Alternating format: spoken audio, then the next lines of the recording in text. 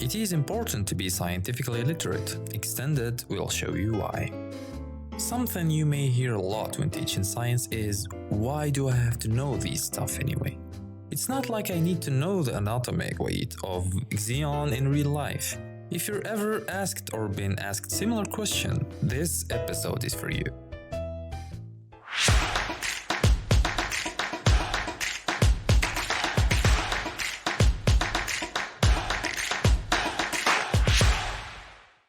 Here's the big secret that your science teacher probably does not want me to tell you. Unless you're a scientist, you probably don't need to know the atomic weight of xenon or which direction on the periodic table is more electronegative, or the most common properties of alkaline earth metals. T2 for the equation. That predicts that the amount of velocity a ball has when rolled down an inclined plane, the formula for the idea, gas law, or the names of the various amino acids that make up proteins.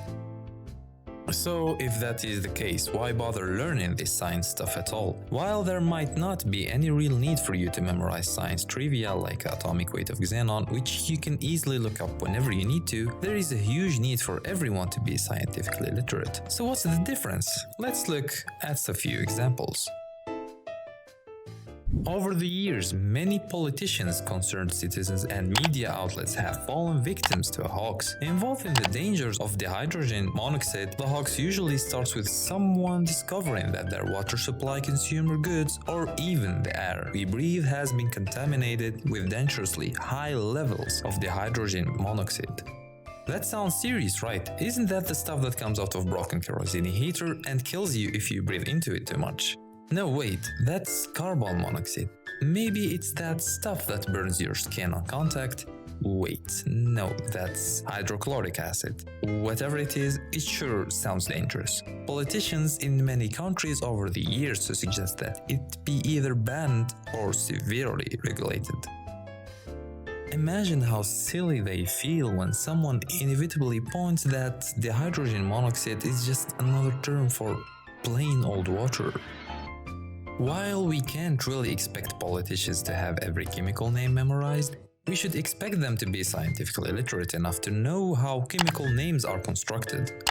Had they been paying a little more attention in chemistry class, they would know that whenever a chemical name starts with the I, it means two. So the first part of the hydrogen monoxide means two hydrogens, likewise the prefix of mono means one. So monoxide means one oxygen. So the hydrogen monoxide means two hydrogens and one oxygen, or H2O. Speaking of water, another common hoax is water memory. The basic idea suggests that if you put a substance in water, then completely remove the substance, the water somehow retains a memory of what was placed inside of it, allowing it to convey various novel biochemical effects such as mysterious power of healing. Now, if you have a little scientific literacy under your belt, you might wonder how anyone could believe in such a thing. Water is, after all, just a bunch of hydrogen and oxygen atoms floating around in liquid form. It's not like it has a brain.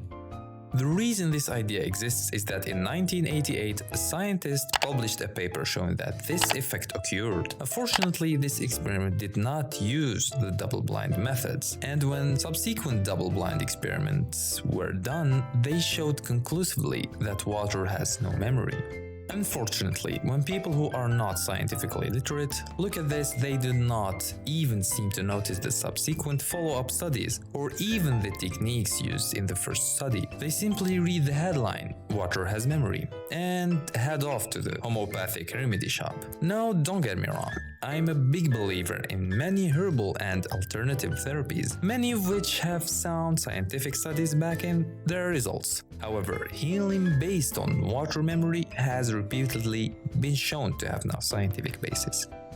So now you know a little more about why it's important to be scientifically literate.